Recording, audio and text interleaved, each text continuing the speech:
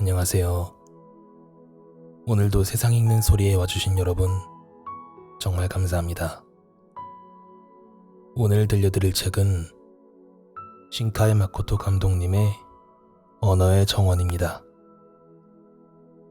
언어의 정원은 영화가 원작인 책인데요. 인기가 정말 많았던 단편 애니메이션 영화고요. 인기에 힘입어서 소설판까지 나오게 된 책이에요.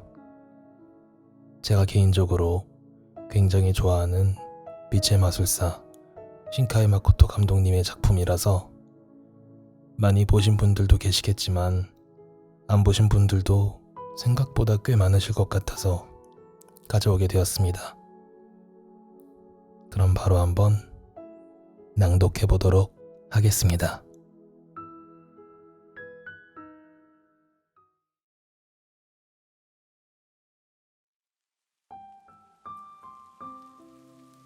고등학교에 들어가기 전에는 몰랐던 일이라고 아키즈키 타카오는 생각했다. 교복깃을 적시는 다른 이의 우산, 누군가의 양복에 배어있는 나프탈린 냄새, 등에 느껴지는 타인의 체온, 얼굴을 사정없이 때리는 불쾌한 에어컨 바람. 아침에 만원 열차를 타기 시작한 지 2달이 지났는데 이 고통이 앞으로 3년 내내 이어질 거라 생각하면 절망스럽기 짝이 없다. 타카오는 자신의 체중이 누군가에게 실리지 않도록 양쪽 다리에 단단히 힘을 주고 손끝이 마비될 정도로 손잡이를 움켜쥐었다. 이러고 있을 때가 아닌데. 짜증스러워서 그런 생각이 절로 들었다.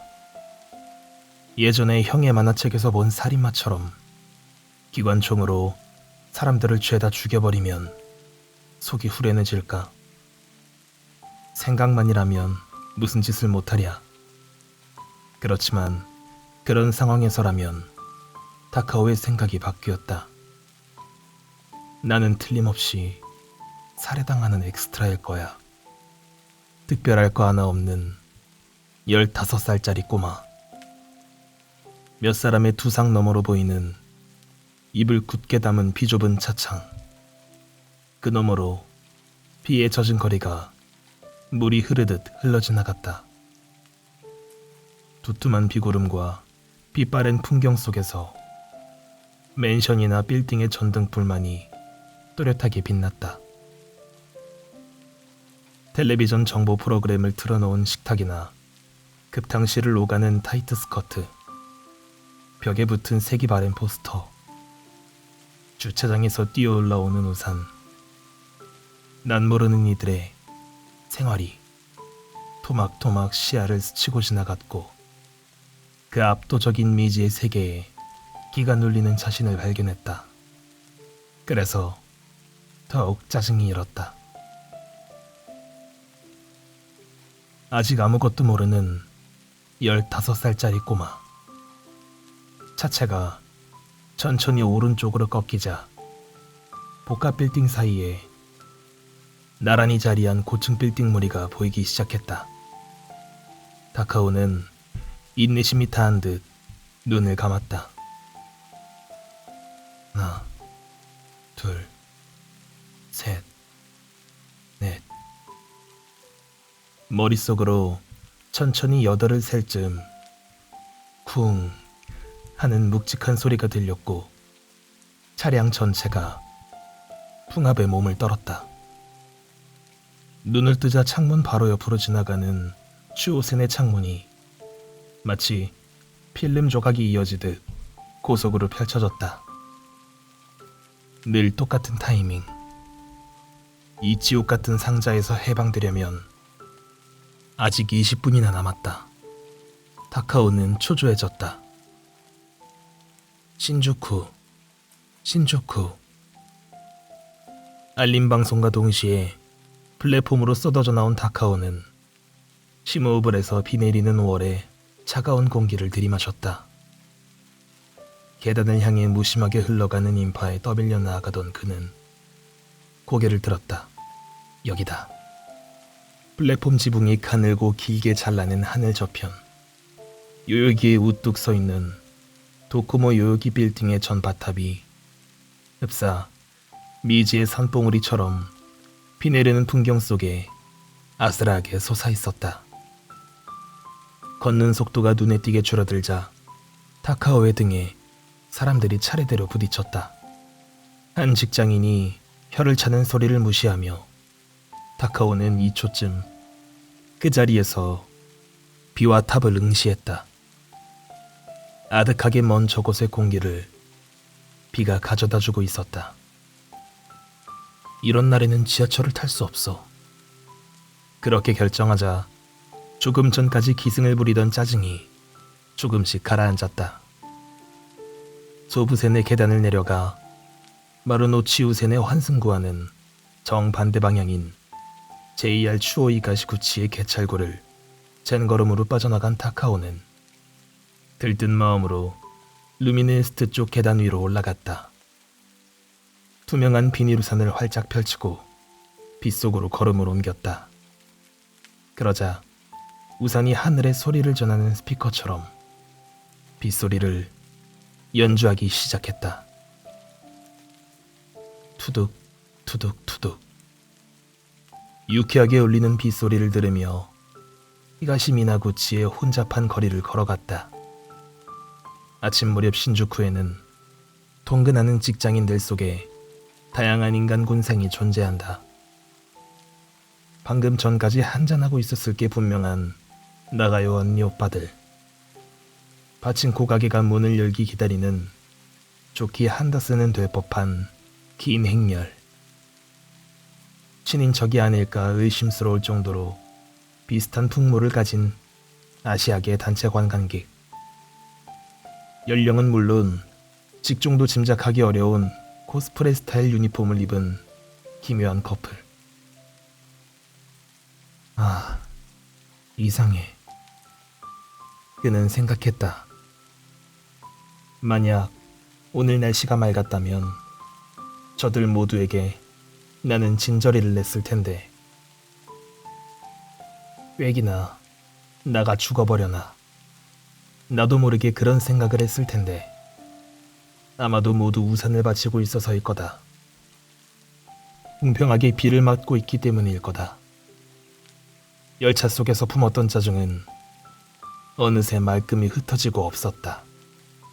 울창한 숲이 시야로 불쑥 날아든 것은 한창 정체 중인 코슈가도를 가로질러 영원히 완성되지 않을 것 같은 켄조 5호선의 공사 현장을 지날 때쯤이었다. 신주쿠구와 시부야구에 걸쳐진 거대한 국정공원. 비 내리는 오전 중에는 인적도 거의 없어서 나만을 위한 곳이 아닐까 싶은 생각마저 드는 곳이다. 철컹. 자동문이 열리는 소리가 텅 빈 공원에 기이할 정도로 우렁차게 울려 퍼졌다. 200엔짜리 입장권을 개찰구에 넣었다. 다음에야말로 연간 회원권을 만들겠노라 다짐하며 공원에 들어섰다. 매번 구입하기에 200엔은 만만치 않은 금액이었다.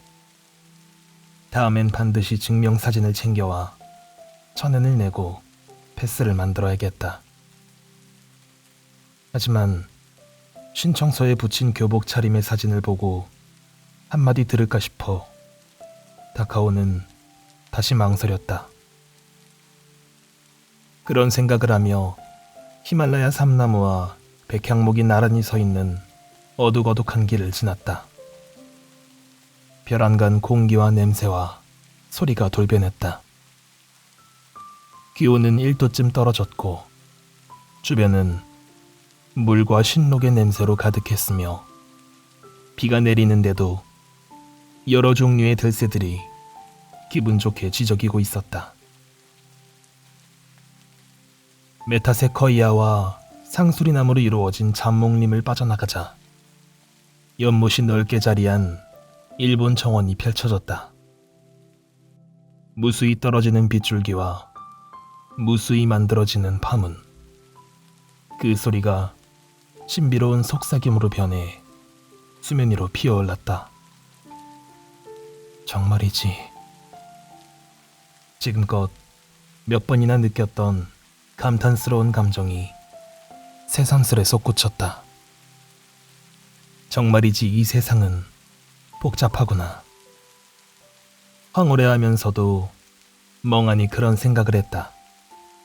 수억의 빗방울, 수조의 파문, 그 모든 것이 딱 맞춘 듯 어우러져 언제 어디로 눈길을 돌려도 빈틈이 없다. 이토록 완벽한 재주가 또 있을까?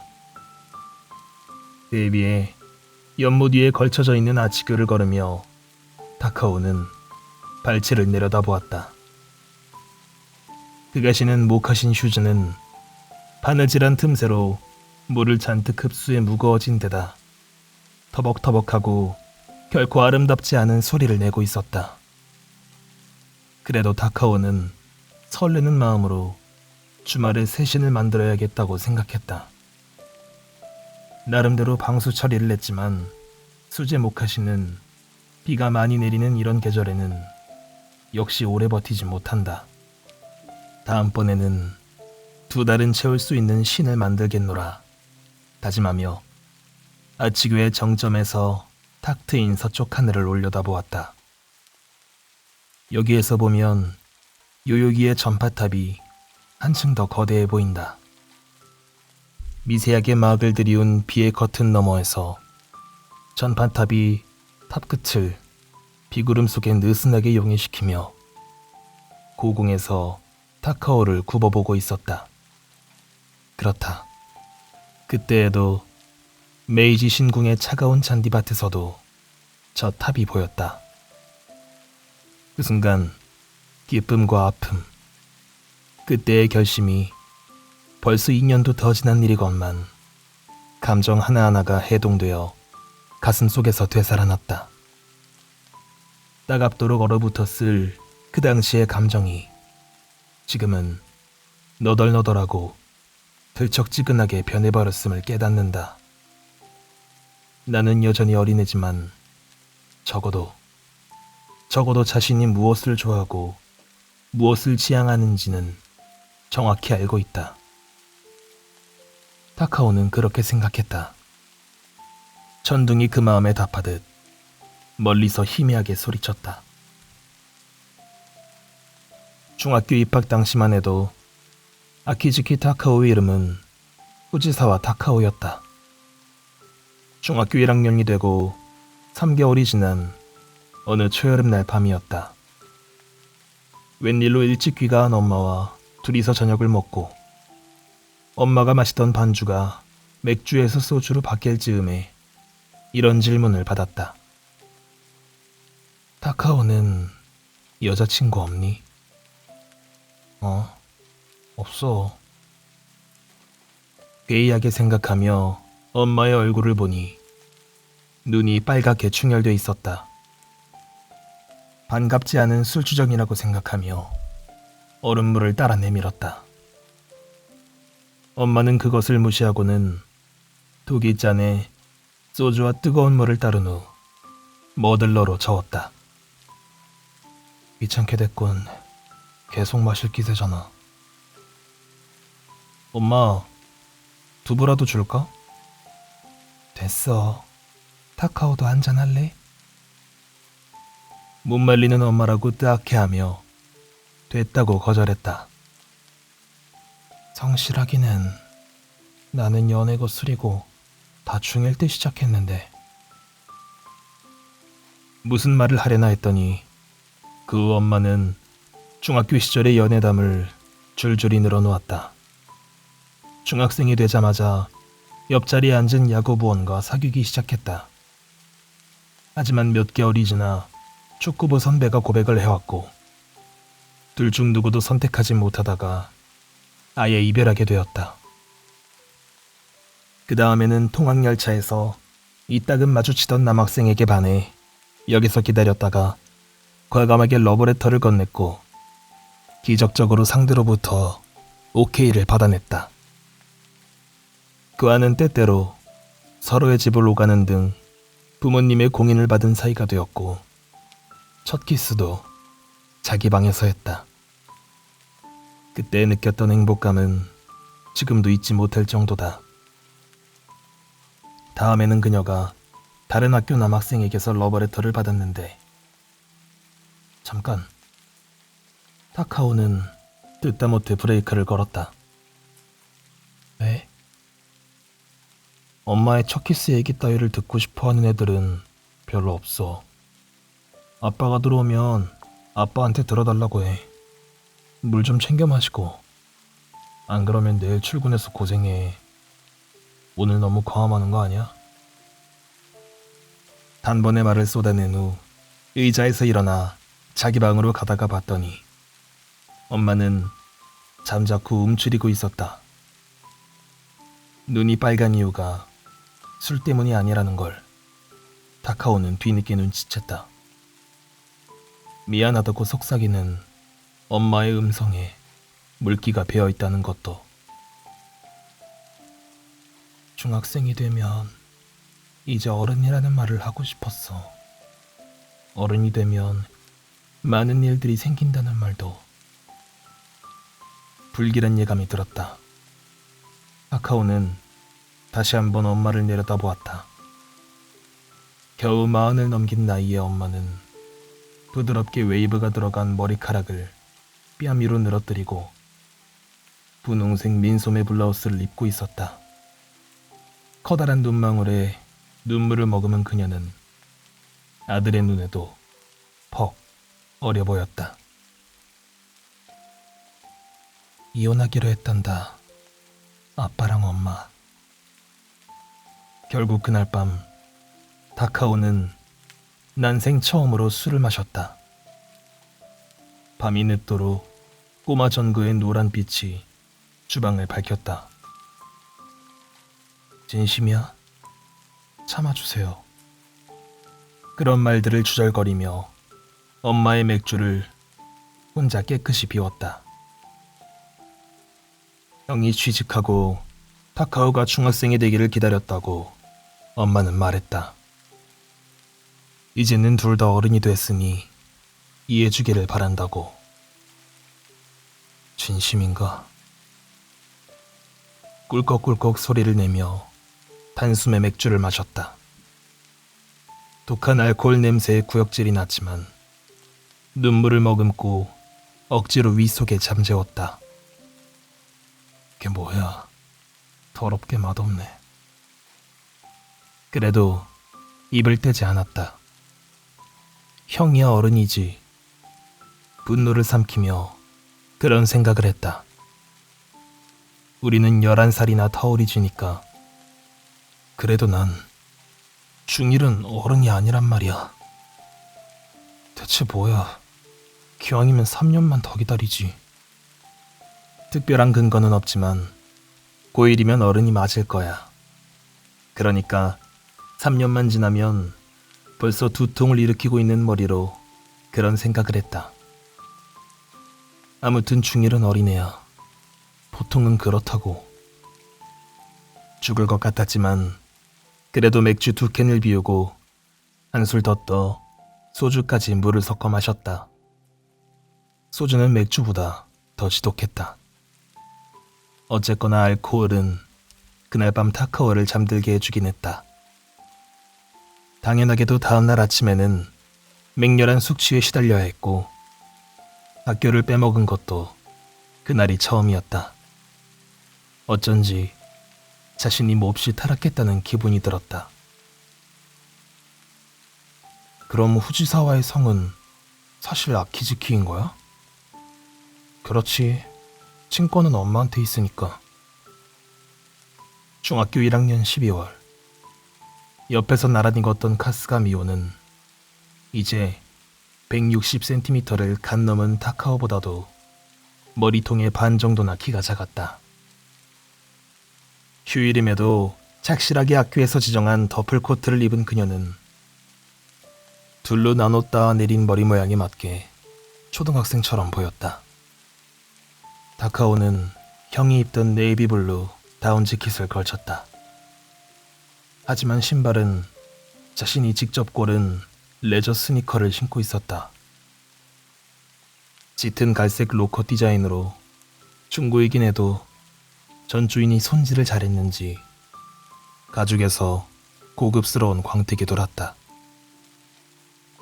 그래도 학교에서는 후지사와인 거네. 중1 중간에 이름이 바뀌면 난처하겠다 싶었나 봐.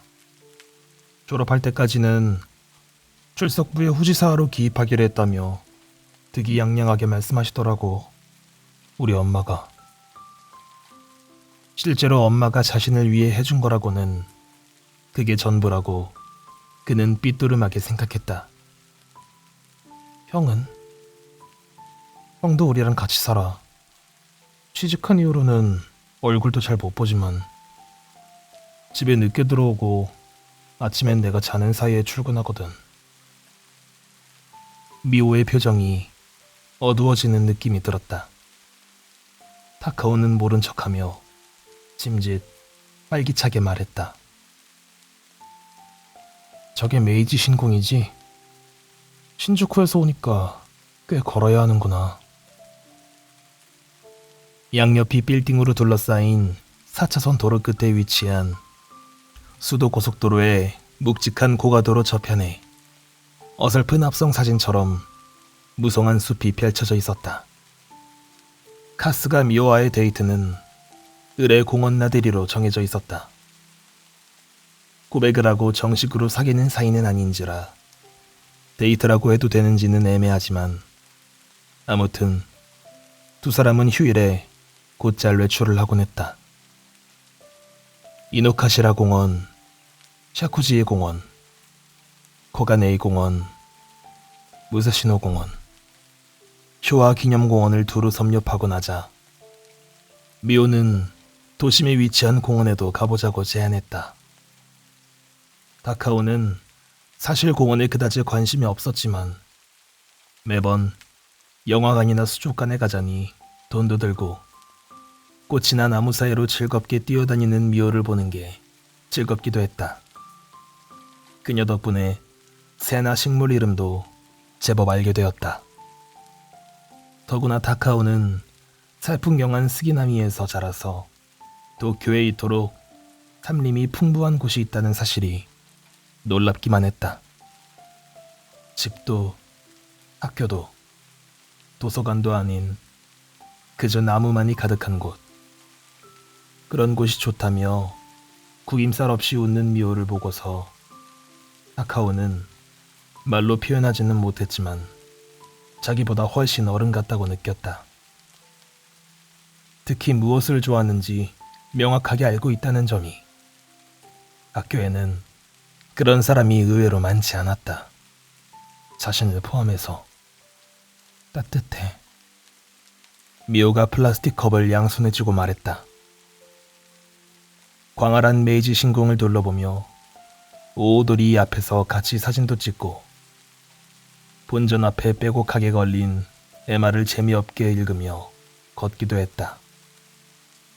줄을 서면서까지 키오마사 노이도도 견학했다.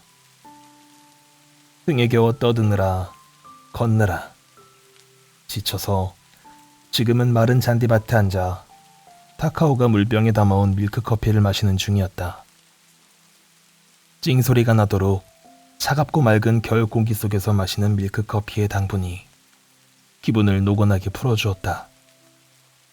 최근 몇 달간 미애가 된 것처럼 마음이 불안하고 주눅이 들었는데 미호와 어울리다 보니 마법처럼 그런 감정들이 사라졌다.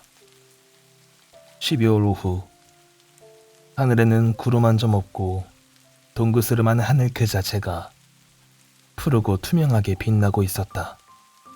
잎이 떨어진 나무들 저 멀리 도코모 유오기 빌딩의 전파탑이 허공을 찌를 듯이 휘고 곧게 솟아 있었다.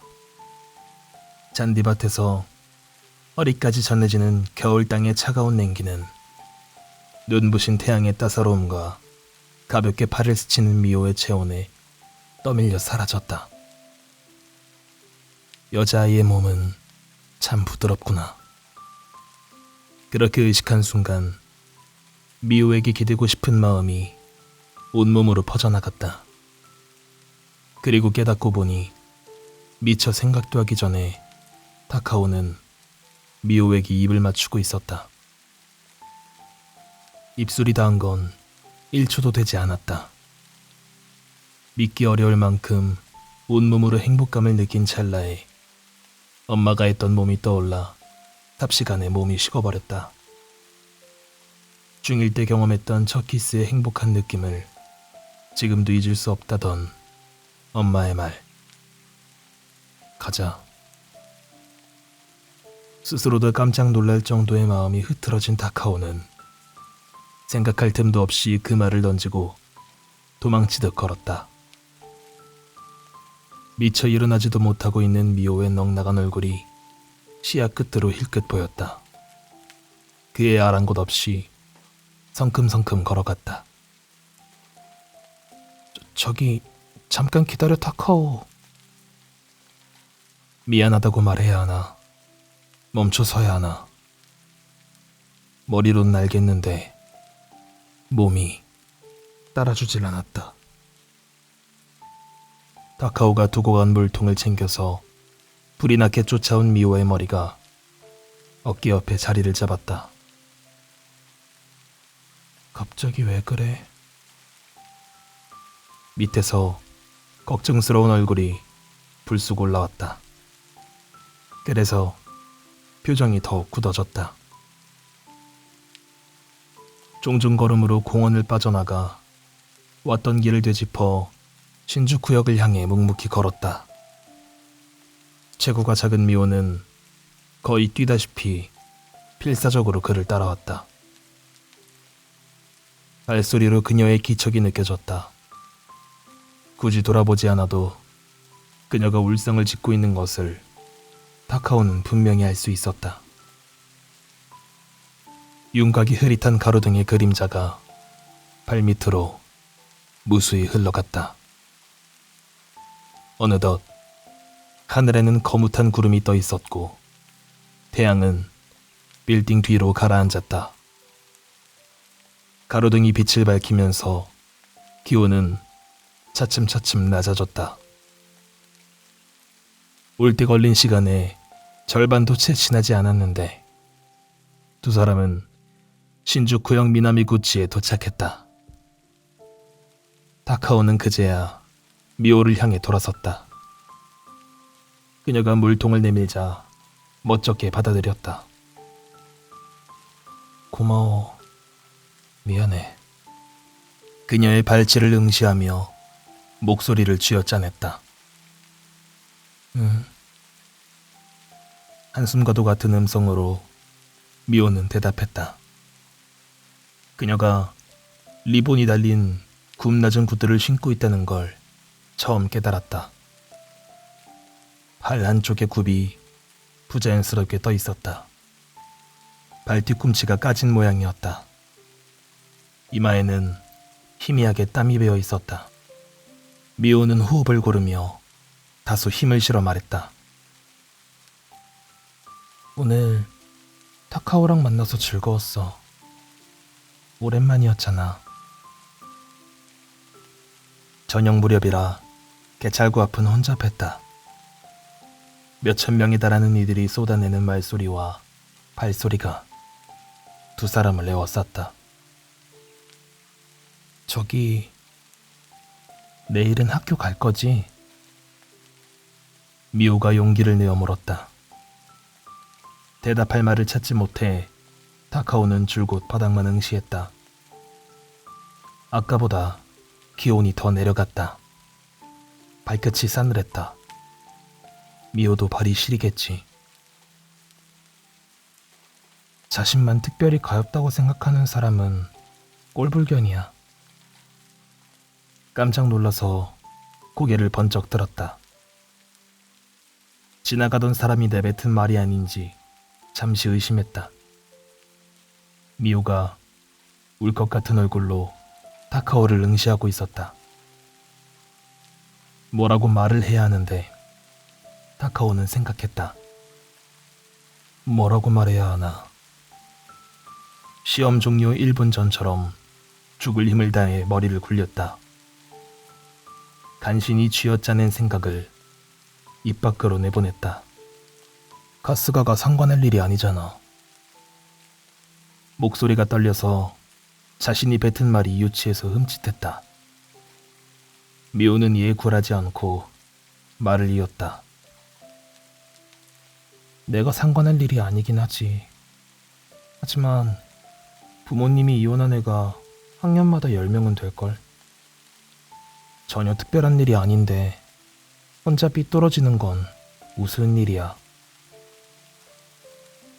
부끄럽다는 자각을 하기도 전에 얼굴부터 화끈거렸다. 타카오는 허를 찔린 기분으로 미호를 바라보았다. 눈앞에 서 있는 이 작은 여자아이는 대체 누굴까? 학교에 가기 싫으면 마음껏 땡땡이 쳐도 되지만 그런 행동을 하며 타카오가 하고 싶은 말은 뭐야? 난 타카오가 어른스럽다고 생각했는데 전혀 아니었나 봐. 적어도 남들에게는 평범하게 대하라고. 타카오는 미호의 눈에서 떨어지는 눈물을 멍하니 바라보았다. 내가 아는 미호는 지금까지 몇 킬로미터나 되는 거리를 함께 걸어온 미호는 이렇게 드센 말을 하는 사람이 아니었다. 그리고 이런 생각이 들었다. 이렇게 본심을 훤히 읽히는 동안 나는 그녀의 무엇을 보고 있었던 걸까? 미호는 얼굴을 가리더니 타카오를 혼자 두고 걸음을 떼면서 끝으로 한마디를 더 남겼다. 키스할 용기는 있는 주제에. 대찰구를 빠져나가는 그녀의 작은 뒷모습은 이내 인파에 섞여 사라져버렸다. 2시간에 걸쳐 신주쿠에서 집까지 걸어왔다. 혼잡한 열차에 타고 싶은 마음이 티끌만큼도 들지 않았던 것이다. 걷자마자 내리기 시작한 가랑비가 나카노를 지날 무렵에는 장대비로 바뀌었다. 그래도 타카오는 몸을 잔뜩 움츠린 채 걸음을 멈추지 않았다. 조만간 눈으로 변할 비가 아픔이 느껴질 정도로 몸을 차갑게 만들었다. 아직 발이 익지 않은 스니커는 발 뒤꿈치에 상처를 만들었다. 그 아픔이 묘한 달콤함을 동반한다는 사실에 타카오는 당황했다. 이 정도로 벌이 될 수는 없다고 생각하며 아예 정말로 미아가 되면 좋겠다고 내심 기도했다. 그럼에도 가로등이 비친 공단주택이 빗속에 비치기 시작했을 때 타카오는 눈가가 뜨끈해지도록 안도했다. 휴일인데도 집에는 아무도 없었다. 요즘은 늘 이랬다. 형은 주말에도 늦도록 일하느라 바빴고 엄마는 웬 아저씨와 데이트를 하느라 공사 다 망했다. 젖은 몸을 수건으로 대충 닦고 옷을 갈아입은 후에도 어수선한 마음은 여전했다. 타카오는 차갑게 식은 몸으로 현관 앞에 웅크리고 앉아 신발장을 열었다. 어슴푸레한 조명 밑에서 박물관에 진열된 신기한 모양의 조개 껍질처럼 형형색색의 숙녀화가 날카롭게 빛을 반사했다. 개성 넘치는 갈색 미울, 드레시한 오픈토 스타일의 검정색 힐, 쇼트부츠와 롱부츠, 나이에 어울리지 않는 굽낮은 스니커, 겨자색 외지힐, 짙은 보라색 하이힐. 신발장은 엄마가 자주 신는 신발들로 가득했다. 복도 수납장에는 이보다 5배는 훌쩍 넘을 만큼의 구두가 상자 안에 차곡차곡 쌓여 있었다. 타카오는 신발장 끝부터 정리를 시작했다. 슈키퍼가 빠져 있으면 끼워 넣고 주위에 덜덜 떨면서도 브러쉬로 먼지를 털어냈다. 필요한 구두에는 유화 크림을 바르고 목면으로 광을 냈다. 익숙한 작업을 하다 보니 마음이 차분해졌다. 집안에 온기가 돌면서 떨림도 서서히 잦아들었다. 구두에 심취해 있는 엄마를 위해 신발을 정리하는 건 어릴 때부터 타카오가 해오던 역할이었다. 또래 아이들이 열차나 로봇 모형을 사랑하듯 초등학생 타카오는 숙녀와에 매료되었다. 엄마를 향한 감정은 그 시절과는 사뭇 달라졌지만 그래도 몸의 밴 습관은 그에게 평안함을 안겨주었다. 구두에 집중하면 평정심을 찾을 수 있었다. 그래서 철컹하고 둔중한 금소금을 올리며 문이 열릴 때까지 타카오는 귀가하는 형의 발소리를 듣지 못했다. 스탠드 갈라 코트를 입은 형은 타카오의 모습에 흠칫하더니 다녀왔다 하고 무뚝뚝한 한마디를 던진 후 우산을 접고 구두를 벗었다. 우산에 맺혀있던 눈이 후드득 떨어졌다. 고생했어. 오늘은 일찍 왔네. 예전에는 대수롭지 않게 했던 그 말이 지금은 나오지 않았다. 넌 아직도 그 일을 하니? 형이 그 말을 던진 건 타카오가 구두에 광을 내는 작업을 모두 끝내고 신발장을 닫은 직후였다. 양복을 벗고 점퍼를 걸친 형은 한 손에 맥주캔을 들고 현관에 있는 타카오에게 서늘한 시선을 던졌다. 타카오는 남의 집에 멋대로 들어온 것처럼 불편한 마음으로 대꾸했다. 그냥 생각난 김에. 기분 나쁘다, 너. 그런 소리를 듣자 고함을 치고 싶은 폭력적인 충동이 치솟았다. 그러나 누구에게 뭐라고 소리를 쳐야 할지 알 수 없어서 타카오는 분노와 함께 말을 꿀꺽 삼켰다. 맥주를 들이켰을 때 같았다. 하지만 이번엔 마신 것 대신 눈물이 스몄다. 거실로 돌아가는 형의 등에 개찰구 너머로 사라져가는 미호와 문을 열고 나가는 아버지의 등이 겹쳐 보였다. 모든 이들이 타인으로 변해가고 있었다. 그런 게 어리광. 안 된다는 거야. 두통과 함께 몽롱한 머릿속 한편에서 언쟁하는 소리가 드문드문 들렸다. 귀찮으니까 도망. 이 녀석은 아직 어리네. 하지만 나도 울고 싶다고.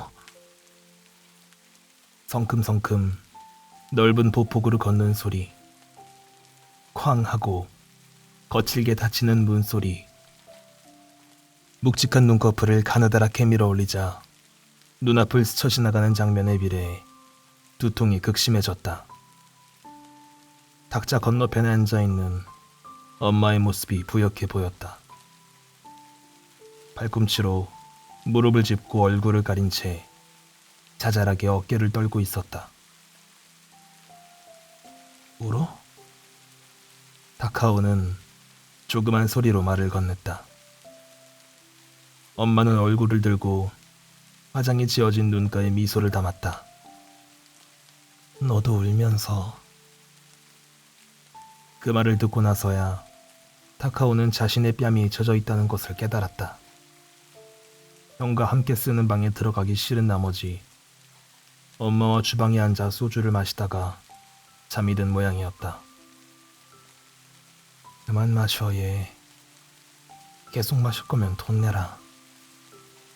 하하하고 웃으니 머리가 더 지끈거렸다. 처음엔 엄마가 마시라고 했잖아. 타카오는 어렴풋이 생각했다. 엄마에게 꼭 해야 할 말이 있었다. 엄마, 응? 3년은 빠른 것 같아. 엄마와 아빠가 이혼하는 거 난 아직 어린애란 말이야. 그러자 엄마의 양쪽 눈에 큼직하게 눈물방울이 맺혔다. 그녀는 그것을 감추려는 듯 고개를 숙이고는 울먹거렸다. 응, 알아. 미안해, 타카오. 자신의 뺨도 눈물로 화끈거리고 있음을 느끼며 타카오는 다시금 술 기운에 빠져들었다. 그의 걱정과 달리 2주 만에 등교한 타카오를 색다른 눈으로 보는 그분은 단 한 사람도 없었다. 남자애들은 왔냐? 하고 인사했고 여자애들은 어머 타카오 오랜만이네 하고 웃었다. 선생님조차 출석을 확인하면서 내일부터는 땡땡이 치지 말라고 한마디 한 게 전부였다. 사람들의 그런 행동에 타카오는 안심하기보다 부끄러움을 느꼈다. 점심시간에 3학년 교실에 가서 카스카 미호를 찾았다. 좀처럼 보이지 않기에 방과 후에 한 번 더 찾아보았다. 그래도 여전히 눈에 띄지 않는지라 혹시 감기라도 걸렸나 싶어 걱정이 됐다. 미호를 만나서 반드시 해야 할 말이 있었다. 먼저 공원에서 있었던 일을 사과할 것. 그리고 지금 당장은 어렵겠지만 후지사와에서 아키즈키가 될 때까지, 그러니까 중학교를 졸업하기 전에는 꼭 어른이 되기로 결심했다고 얘기할 것. 구체적으로 말하자면 심사가 뒤틀려서 누군가의 관심을 끌기 위해 술을 마시거나 학교를 빼먹는 짓은 2번 다시 하지 않겠다는 말을 할 생각이었다. 자신이 무엇을 원하는지, 누군가에게 무슨 말을 하고 싶은지 그런 것을 미호처럼 명확하게 아는 사람이 되겠다고 말할 작정이었다. 그리고 가능하면 또 같이 공원을 산책하고 싶다는 얘기도 하고 싶었다. 낯익은 여학생이 그의 앞을 지나간 건 미호 찾기를 포기하고 내일 다시 찾아봐야겠다며 교문으로 향하던 도중이었다. 몇 번인가 미호와 함께 다니던 모습이 기억에 남아있는 3학년 여학생이었다. 저기 잠깐만요. 어머, 후지사하네. 어떻게 저를... 종종 미호랑 얘기하곤 했잖아. 미호에게서 들은 얘기도 있고. 그랬구나. 저기 오늘 미호 선배는 안 왔어요? 그렇게 묻자 그녀는 타카오를 보며 고개를 갸웃거렸다. 그 얼굴에 서서히 동정심이 번졌다. 혹시 미호에게서 아무 얘기 못 들었니? 부모님의 이혼으로 미호가 이사를 갔다는 사실을 타카오는 그때야 들었다. 당시 휴대전화가 없었던 타카오는 미호에게 연락을 취할 방법이 없었다. 2살 연생의 미호가 자신에게 바란 게 무엇이었는지는 지금도 여전히 알 길이 없다. 다만 그 이후에 타카오는 미호의 친구에게 부탁해서 딱 한 번 메시지를 보냈다. 어른이 되기로 다짐했어. 그리고 무려 몇 주 후에나 친구를 통해 답 메시지를 받을 수 있었다. 파이팅, 아키즈키 타카오.